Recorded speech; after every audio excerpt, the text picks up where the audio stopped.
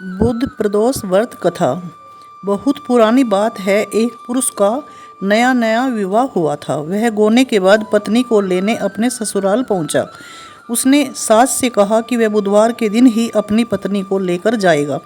उस पुरुष के सास ससुर साले सालियों ने समझाया कि बुधवार को पत्नी को विदा कराकर ले जाना शुभ नहीं है, लेकिन वह पुरुष नहीं माना।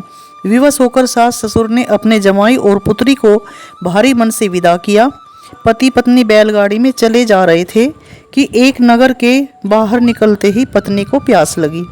पति लोटा लेकर पत्नी के लिए पानी लेने गए। जब वह पानी लेकर लौटा तब उसने देखा कि उसकी पत्नी पराये व्यक्ति द्वारा लाए लोटे से पानी पीकर हंस हंसकर बात कर रही है। वह पराया पुरुष उसी व्यक्ति की शकल सूरत वाला था। ऐसा देखकर वह व्यक्ति पराया व्यक्ति से आग बबूला होकर लड़ाई करने लगा। धीरे धीरे वहाँ काफ़ी भीड़ एकत्रित हो गई और सिपाही भी आ गए। सिपाही ने स्त्री से पूछा कि सच सच बताओ कि तुम्हारा पति इन दोनों में से कौन है।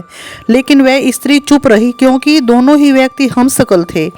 बीच राह में अपनी पत्नी को लुटा देकर वह व्यक्ति मन ही मन शंकर भगवान की प्रार्थना करने लगा कि हे भगवान, मुझे और मेरी पत्नी को इस मुसीबत से बचा लो। मैंने अपनी पत्नी को बुधवार के दिन विदा कराकर जो अपराध किया है उसके लिए मुझे अक्षमा कर दो। भविष्य में मैं ऐसी गलती कभी नहीं करूँगा। भगवान शिव उसकी प्रार्थना से द्रवित हो गए और दूसरा व्यक्ति उसी समय कहीं अंतर्ध्यान हो गया। इसके बाद वह अपनी पत्नी के साथ सही सलामत अपने घर पहुंच गया। इसके बाद वे दोनों पति पत्नी नियम पूर्वक बुधवार के दिन प्रदोष व्रत को करने लगे। बुध प्रदोष व्रत पूजा की विधि। इस दिन सुबह स्नान आदि कर निवृत्त हो जाएं। स्नान करने के बाद साफ और स्वच्छ वस्त्र धारण करें।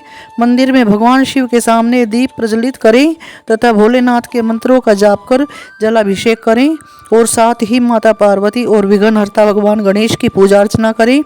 फिर प्रदोष काल से पहले स्नान कर श्वेत वस्त्र धारण करें। ये वस्त्र आपके एकदम स्वच्छ होने चाहिए। इस समय आप मंदिर या घर कहीं पूजा कर सकते हैं।